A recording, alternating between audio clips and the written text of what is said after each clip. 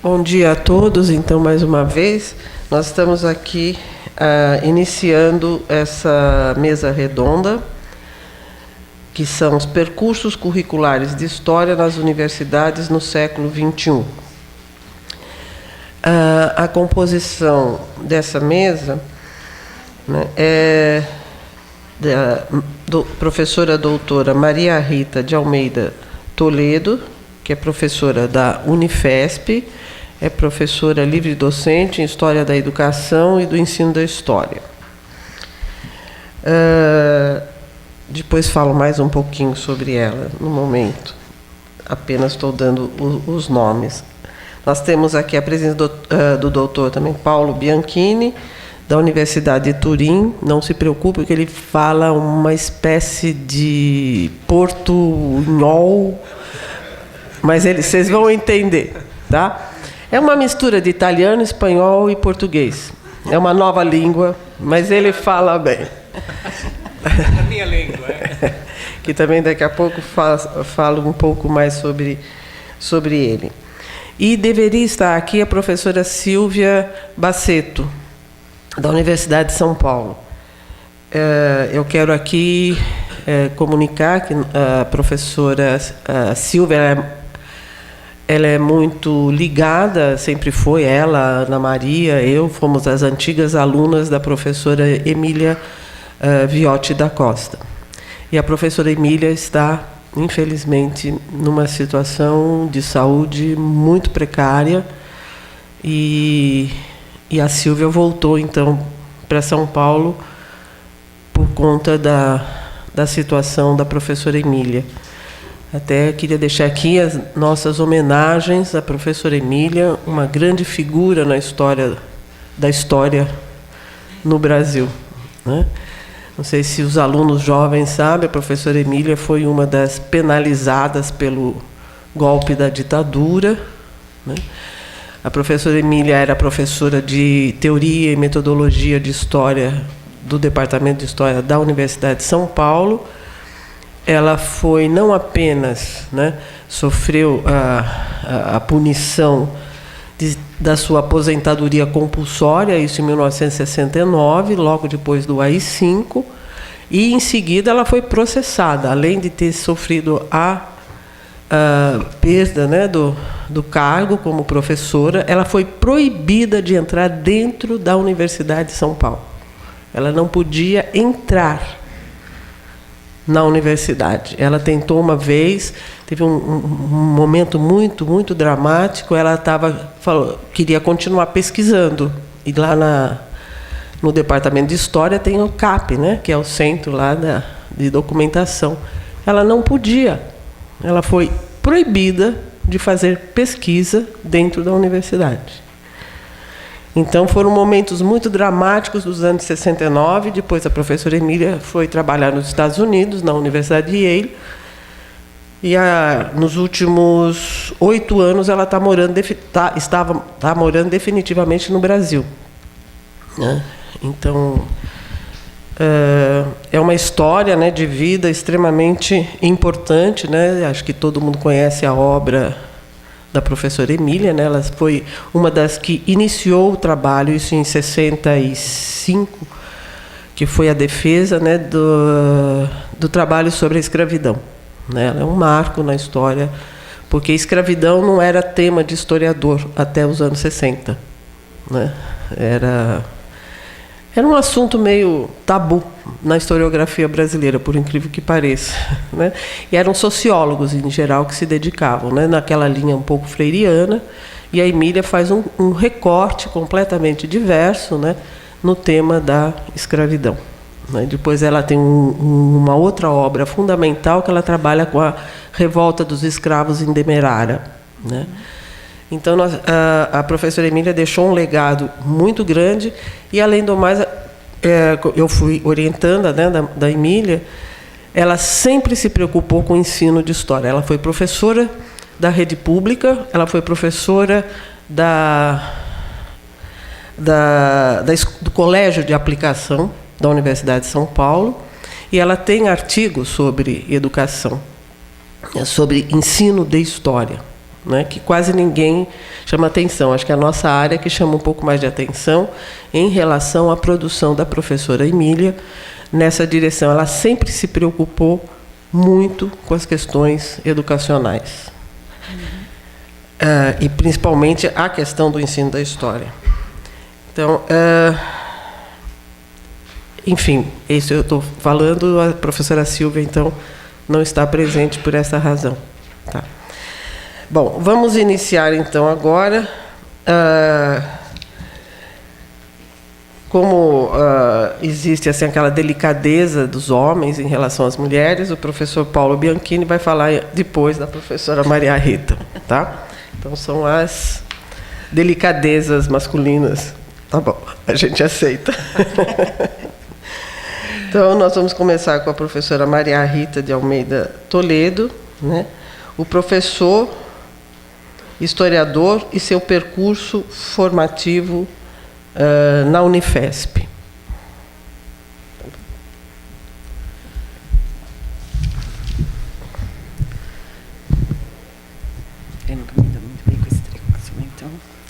Bom dia a todos, a todas. Eu começo agradecendo o convite que a professora Circe me fez, professor Antônio, que está aqui, para conversar um pouco com vocês sobre o projeto que a gente montou na Unifesp. É um projeto que, infelizmente, não existe mais, mas que eu acho que ele continua... o modelo que a gente tentou implantar, e que agora não existe mais, ele ainda é um modelo importante para poder discutir formação de professores conectadas com a formação de historiador, o que a gente chama de ofício, né? Poder pensar, repensar o que seria a completude de um ofício, quando esse ofício ele está colocado nesse duplo tripé, que é trabalhar com a escola como matéria, a escola como objeto, a escola como lugar de trabalho e a produção do conhecimento que pode estar colocada dentro da escola e sobre a escola, né?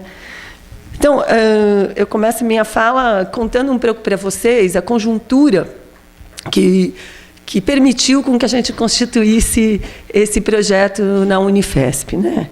Então, a Unifesp, vocês devem ter alguma informação, ela é uma universidade bastante antiga. Ela começa com a Escola Paulista de Medicina, nos anos 30, para ser mais preciso, 34, e ela fica como uma escola, né? Ela é uma escola de medicina até os anos 70, quando ela se transforma numa universidade, mas é uma universidade temática, uma coisa que estava posta naquele período. E é só nos anos 2000 que ela começa a se expandir e começa a ter novos campi, né? Esses campi, eles também são, entre aspas, temáticos, e a partir do Reúne, da política do Reúne, que a Unifesp cresce mesmo. Então, na verdade, o campus de Guarulhos, onde a gente está, o que é chamado atualmente de Escola de Filosofia, Letras e Ciências Humanas, começa um pouco antes do Reúne, mas se estabelece mesmo com a política do Reúne. A política do Reúne, ela foi bastante profícua para esses campos, né, esse campus que começam a surgir, então, porque ela também coincide, sobretudo, com uma política que estava ocorrendo nos anos 2000 de repensar o que era a formação do professor. Claro, a gente sabe que no Brasil a gente tem permanentemente essa discussão sobre como o professor é mal formado e como ele deve melhor ser formado. E, como diz o Jack Good, a escola no Brasil, o Jack Good não, o Goodson, ele sempre discute a questão dizendo: olha que bom, toda vez que dizem que a escola está em crise, o que eu quero oferecer para as pessoas é mais escola. Então, a gente também vive esse dilema no Brasil, né? Mas, de qualquer forma, naquele momento dos anos 2000, havia toda uma política de repensar a formação do professor. A gente está também, atualmente, essa política está sendo colocada em xeque, mas era um momento em que estava se pensando de que a formação do professor deveria retornar do professor, vou usar um termo antigo, se vocês me permitirem, por conta da tradição e dos estudos que eu faço sobre história da educação, o professor secundário ou o professor especialista, ele deveria não mais ser formado só nas faculdades de educação, mas ele deveria ser formado dentro das disciplinas dos campos das suas especialidades. É nesse momento que o campus de Guarulhos começa a organizar as suas licenciaturas, né? Então, de um lado, essa expansão, que também vai receber um perfil muito diferente do alunado, com as políticas do Enem, com as políticas do SISU. O campus de Guarulhos ele tem essa especificidade. O nosso alunado ele não tem mais o perfil dos alunos que vêm da classe média ou da classe alta. São alunos que eles estão em outra condição econômica, né? Então, o campus se abre para isso, com essas políticas, e ele se abre para poder se organizar num novo desenho de licenciaturas, que não é aquele do 3+1, que era a tradição que a gente tinha desde a década de 70 no Brasil. Então, essa conjuntura possibilitou os professores que estavam dentro do curso repensar o que eles queriam com a formação dos seus alunos.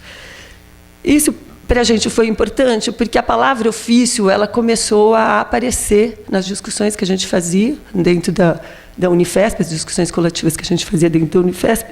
E o ofício ali, para a gente, né, sempre pensando no que o próprio Marc Bloch chama de ofício, que é essa conexão entre pensar a formação do cidadão, pensar o que é a história dentro da escola, e o fazer da história, as operações historiográficas. Então, o que a gente conseguiu desenhar ali foi justamente repensar não só a formação do professor, mas também a formação do historiador. Essa era a questão de fundo. Para pensar a questão, pensar que a licenciatura ela teria que estar dentro do nosso curso e conectada com todos os conhecimentos que o curso básico ele devia oferecer, nós redesenhamos o que deveria ser a formação do historiador, trazendo para dentro da formação do historiador o problema da escola, da história da educação, a historicização da escola como objeto da história. É importante dizer isso porque a tradição brasileira é muito diferente de outras tradições, as tradições do campo da história. As tradições brasileiras, muito diferente de outras tradições, por exemplo, a tradição francesa. A história, a escola e a educação não são objetos do campo da educação, da história. Eles estão muito alocados no campo da educação. Quem faz história da educação no Brasil são as pessoas que estão dentro do campo da educação.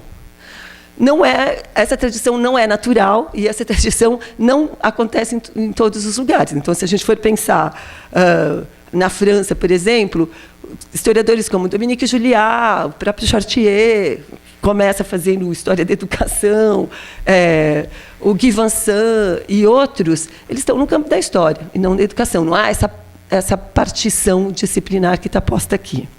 Então, o que a gente começou a discutir dentro do nosso departamento era a necessidade de trazer essas temáticas, trazer essa problemática do que são políticas educacionais, o que é a política da escola, o que é a instituição escolar, como é que a disciplina ou o ensino de história só pode ser pensado se também é pensada a escola.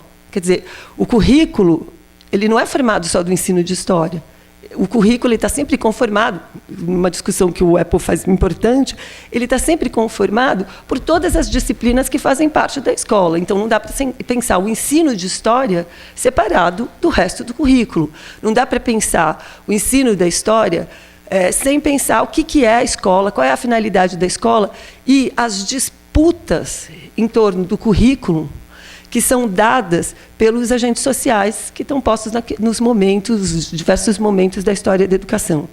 Então, esses deslocamentos, para nós, foram fundamentais para a gente poder organizar o currículo que a gente estava colocando ali. E para isso, a gente teve que trazer para dentro do nosso departamento, para dentro da formação dos nossos alunos, textos e autores que estavam na tradição da educação e não na tradição do campo da historiografia. E esses textos e autores, eu já estou citando aqui, o Chervel, o Julliard, o Guy Vincent, etc., que permitiam com que a gente pudesse repensar os objetos para propor esses novos objetos, ou esse objeto antiquíssimo, mas que não está no campo da história, que é a escola e que são as políticas educacionais. Isso permitiu que a gente montasse, articulasse dentro do bacharelado essas temáticas e essas proposições. Além disso, a gente também, nessa discussão, pensou em articular um outro aprofundamento de estudos, além da licenciatura, que eram os estudos sobre história e patrimônio. Então, dentro do a gente teria um núcleo formativo geral, que era o bacharelado, e desse núcleo formativo geral, teríamos uma flexibilidade para o aluno poder escolher, dentro dos seus interesses, das suas vocações, para onde ele iria. Se ele ia para a licenciatura, se ele iria para memória e patrimônio. Atualmente, o que a gente está chamando de estudos clássicos, que é uma articulação com outros departamentos, que também seria uma possibilidade de aprofundamento.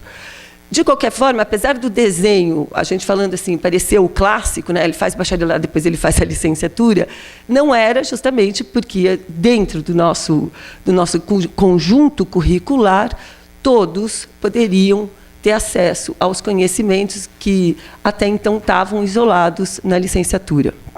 Então, o nosso princípio era poder pensar a escola como um lugar de produção de memória e identidade, pensar a escola articulada com o ensino de história, mas o ensino de história articulado com a história da educação e a história da escola, e pensar também outros lugares de produção de memória e identidade que não fossem só a escola, às vezes são concorrentes à escola, às vezes não, às vezes estão articulados à escola. Pensar também que, toda vez que a gente faz escolhas curriculares, a gente está trabalhando com aquele termo bastante importante do Apple, que acho que ele precisa ser, de novo, lembrado e retomado, de um currículo oculto. Né? Quando a gente escolhe algumas coisas para colocar dentro do curso e não escolhe outras, nós estamos trabalhando sempre com um currículo oculto, que ele está produzido nos interstícios dos discursos dessas escolhas, que nem sempre são explícitas, né? Mas elas são bastante simbólicas e bastante importantes. Então, essa possibilidade da gente não hierarquizar, simbolicamente, né? Não hierarquizar a formação do professor com o historiador, chamando isso de ofício, reconectar essa relação entre ensino, pesquisa e operações historiográficas, tomando a escola como um dos objetos do campo da historiografia, pareceu para nós que possibilitaria a rearticulação e a politização das escolhas que os alunos podiam fazer. Claro que essa conjuntura tem a ver com Reúne, tem a ver com isso que eu estou falando para vocês, que é o repensar da formação do professor, mas tem uma outra questão importante, que é esse momento dos anos 2000 que a escola ela é palco muito importante das disputas dos movimentos sociais. Então, quando a gente pensa na lei da introdução da cultura afrodescendente na escola, quer dizer, a escola é palco. Quando a gente pensa hoje na escola sem partido, a escola é lugar das disputas mais ferrenhas em relação aos conteúdos que estão postos nela, em relação àquilo que está colocado como lugar de formação de memória e de identidade. Essa questão também ela é importante, porque dentro do desenho do nosso curso, as disciplinas de formação específica dos licenciados, nós tivemos uma atitude de pensar que elas podiam ser disciplinas abertas, que pudessem acolher esses debates que estavam postos no movimento social, e que essas temáticas talvez fossem mais importantes do que outros conteúdos que estavam postos antigamente, como estrutura e funcionamento do ensino, ou mesmo psicologia da educação. Então, a gente desenhou um curso que o princípio da flexibilidade era fundamental, né? Então, como é que a gente trabalhar? Como é que ficou um pouco esse desenho? Na graduação, no bacharelado, os alunos, desde o primeiro ano, fazem o que a gente chama de laboratório de ensino e pesquisa, todos, né? Esse laboratório, ele é para pensar os discursos, as fontes e os discursos sobre a historiografia, mas também para pensar como esses discursos estão conectados com esse lugar importante de disputas sociais que é a escola. Então, são 3 disciplinas dessa. E também a gente colocou dentro do currículo uma outra disciplina, História, Memória e Patrimônio, que trazia as discussões do debate justamente sobre os lugares de produção da memória, os lugares de produção da identidade. Nesse núcleo, o aluno depois poderia escolher se ele ia para a licenciatura, se ele ia para a Memória e Patrimônio, o que ele queria fazer da vida dele. Mas é um conjunto aí, portanto, curricular que permitia essas escolhas. Depois, quando o aluno decidia, por exemplo, fazer a licenciatura, ele tem os estágios supervisionados, e os estágios supervisionados nós transformamos em estágios de pesquisa.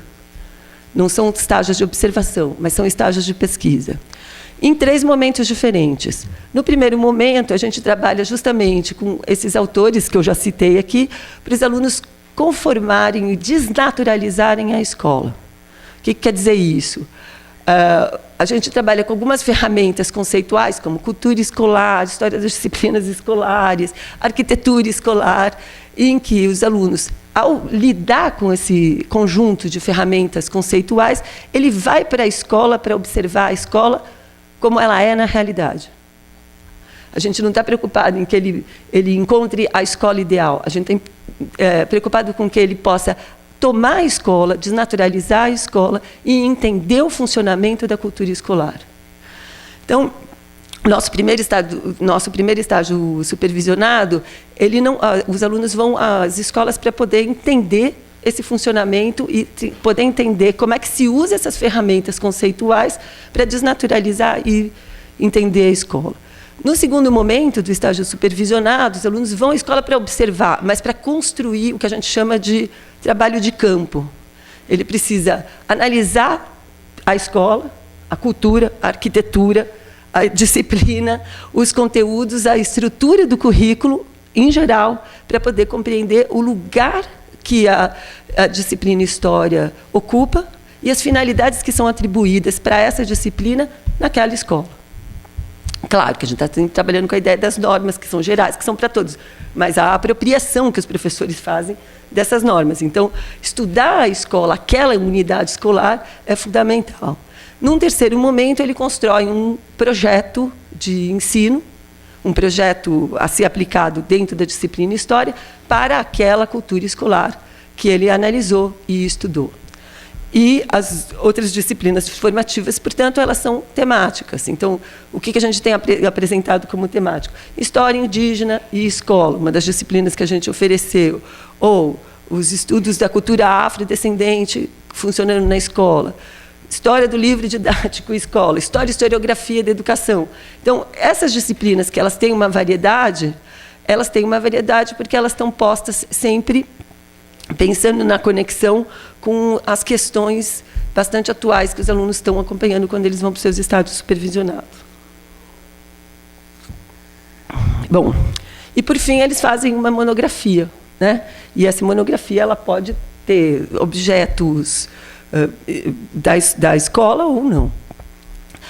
O resultado desse trabalho ele tem sido importante para a gente, por 2 razões. A primeira razão é porque nós estamos recebendo já no mestrado as pessoas interessadas em estudar a história da educação. Isso tem ampliado muito os interesses dos nossos alunos. E, do outro lado, a gente agora está começando com o Prof. História, e a gente tem muitos dos nossos alunos já no Prof. História.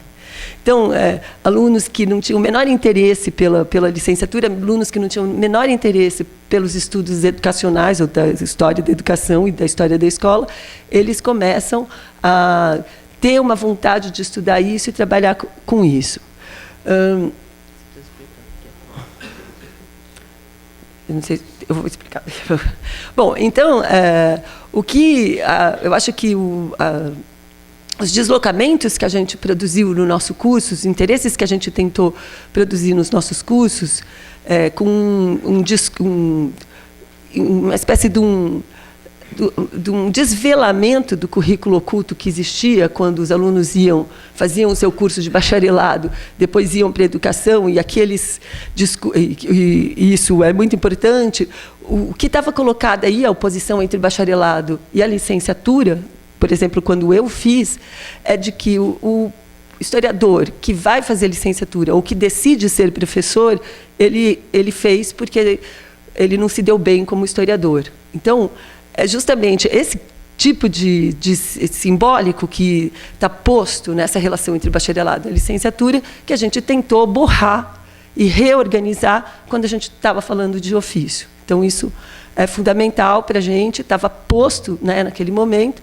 Infelizmente, a gente tem a separação da licenciatura e do bacharelado agora, quer dizer, muito do discurso oculto, do currículo oculto volta de novo para cima da mesa, e a gente continua trabalhando com as proposições de conectar o ofício do historiador com o ofício do professor, mas, de novo, a gente tem essa oposição entre o bacharelado e a licenciatura. O Prof. História, não sei se vocês sabem o que é um programa nacional de formação de professores que já estão na lida, né, que já estão trabalhando nas escolas.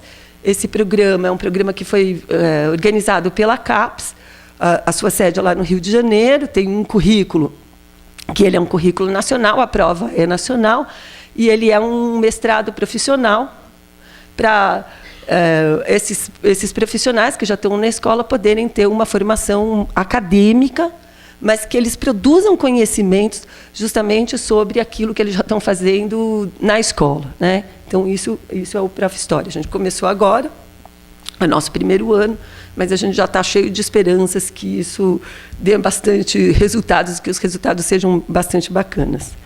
Então, é um pouco isso que eu tinha para falar para vocês, né?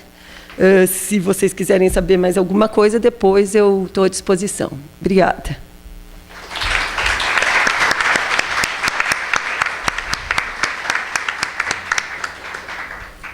Bom, só eu tinha, acho que a idade chega, né? Eu esqueci de apresentar um pouco a produção da própria Maria Rita, né? E a sua trajetória como pesquisadora vinda da Universidade de São Paulo, foi minha aluna na prática de ensino de História, e ela fez todo um percurso ligado às pesquisas em História da Educação na PUC de São Paulo, né?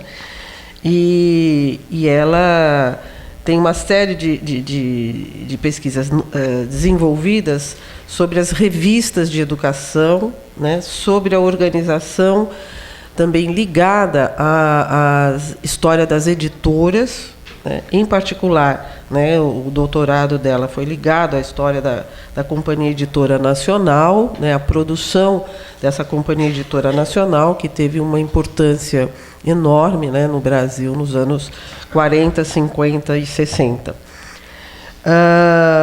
E ela, no momento, né, ela está fazendo parte, ela também trabalha, né, com a organização desse acervo para a educação da Companhia Editora Nacional, que não são só os livros didáticos, né, são toda a produção ligada à educação, aos educadores, as revistas e uma série de publicações que foram feitas ligada, né, ao Fernando, né, de Azevedo, principalmente. Então, e ela tem se dedicado sobre a história mesmo de intelectuais da educação, né? Notadamente aí ela trabalha com as publicações em torno do Dewey, né? No momento.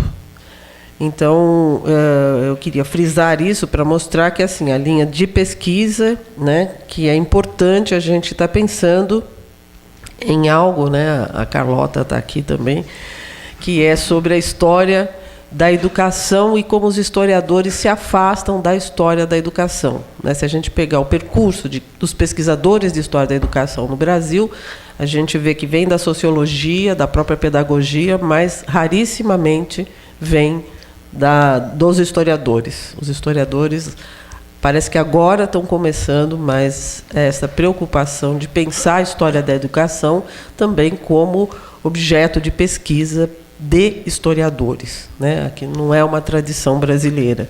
Não sei se é italiana. Bom, uma outra questão é que a gente, quando organizou a mesa, exatamente a professora Silvia Bassetto ia falar da história da formação dos professores na Universidade de São Paulo, que é, vamos dizer, uma das primeiras, né, se não foi a primeira mesmo, dedicada à formação de professores. Infelizmente, nós não vamos contar com essa parte. Depois, se quiser, eu posso falar da memória, da história da formação dos professores de História pela Universidade de São Paulo, né, que ela aparece um pouco como modelo, né, para outras universidades. Não sei até que ponto, por exemplo, a história da formação dos professores aqui da Unesp tem alguma ligação com esse modelo criado pela própria Universidade de São Paulo, né? Então, agora nós vamos ter a experiência externa, né, que é a história dos professores, né, a história dessa formação de professores, no caso italiano, né, que ele vai trabalhar, então, o currículo de história nas universidades europeias pós-Tratado de Bolonha, né, que eu acho que é um momento importante, uma vez que nosso referencial tem sido sempre a Europa na organização dos nossos currículos de formação de professores. E que agora, né, na Europa, está passando por uma reformulação de não sei quanto tempo. Então, quero apresentar o professor Dr. Paulo Bianchini. Ele é professor associado da Universidade de Turim, do Departamento de Filosofia e Educação. O Paulo é historiador que se dedicou em várias frentes, tem se dedicado a várias frentes de pesquisa. Uma delas é a história dos jesuítas. E foi seu doutorado, Paulo? É o doutorado do Paulo.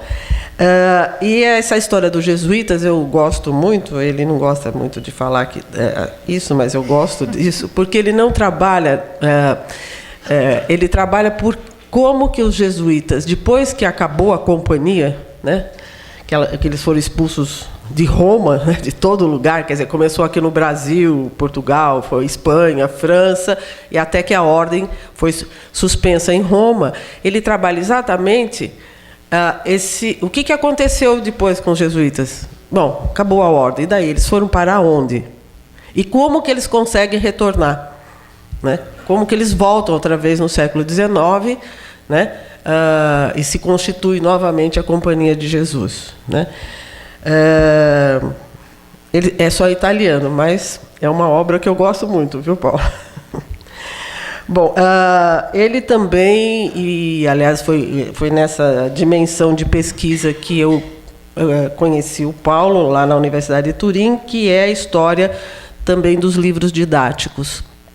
Ele é o que coordena o banco de dados de livros didáticos, né, que se chama EDISCO, que faz esse levantamento, né, uma produção desses livros didáticos, assim como ele faz também a história das editoras também de livros escolares, né? Eles têm um trabalho muito importante, interessante na Itália, né, sobre essas editoras, né, ou editores de livro didático, né? E no momento, né, ele tem um papel muito importante, porque todos nós que trabalhávamos com história do livro didático tínhamos um nosso grande referencial, que era o professor francês, né, Alain Chopin, que infelizmente faleceu em 2009, né? 8 ou 9? 2009, o professor Alain Chopin faleceu. E ele era o referencial, né, nessa organização da história do livro didático colocada em rede, né, que é organizar esses livros didáticos, né? E disponibilizar esses livros didáticos, porque a gente sabe que livro didático é muito complicado, porque você não compra livro didático, eles desaparecem. É muito difícil fazer pesquisas, né, de livro didático, por exemplo, do século XIX. Onde estão esses livros, como estão. E a gente começou até com esses contatos, né, porque tem o Manes também na Espanha, tem os livros didáticos espanhóis e também da América Latina. Então, é o Manes, né? Então, o do Brasil nosso é o Livres, né, que está sediado lá na Faculdade de Educação da USP, com uma biblioteca, mas os bancos de dados não trabalham com uma biblioteca, eles trabalham com um conjunto de livros espalhados nos mais variados lugares, né? E agora até a gente tem uma série de iniciativas, né, de a gente conversar, inclusive, agora sobre a organização do Instituto Georg Eckert, que é na Alemanha, que tem uma enorme biblioteca de livros didáticos feitos de pós a Segunda Guerra Mundial, e que nós estamos tentando organizar isso atualmente numa rede que conversem esses programas nossos, né? Esses bancos de dados possam circular, inclusive, se possível, a gente está na fase, né, de tentar fazer a digitalização dessas obras, porque a gente sabe, trabalha sempre com a hipótese, o livro didático vai desaparecer, né? Agora com nas novas formas, né, de comunicação, qual é o futuro do livro didático? E a gente sabe que é um material que tende a sumir, né? Não sei o que vai acontecer com o livro didático, pelo menos nesse formato que nós temos hoje. Então, ele tem uma importante produção nessa linha também, e ele como professor da Universidade de Turim, ele trabalha com vários programas de educação, e ele tem um curso que eu considero extremamente interessante, que chama Educadores Sociais. Não são professores, são educadores sociais, que trabalham em vários lugares, né? Considerando, por exemplo, um dos grandes problemas que acho que a Europa está atravessando, né? Que é a questão dos imigrantes, né? Como trabalhar com esses imigrantes que são alfabetizados, vão para a Itália, vão para a França, etc., mas eles não são alfabetizados na língua, né, na italiana ou francesa e assim por diante. Como é que trabalha? Isso é um exemplo, né? Tem vários outros exemplos com esses de que se ocupam esses educadores sociais, né, na cadeia, né, os que estão na prisão, enfim, das várias meninos abandonados, meninos sem, né, enfim, com esse público, né, que o professor Paulo tem se dedicado nessa formação que se chama Educadores Sociais, e é muito importante, né, que eu acho como um programa que a gente devia estudar um pouco, né, também nas nossas universidades, a criação desses educadores sociais. Trabalhar, por exemplo, no nosso caso, né, a gente tem um programa desse na PUC. Eu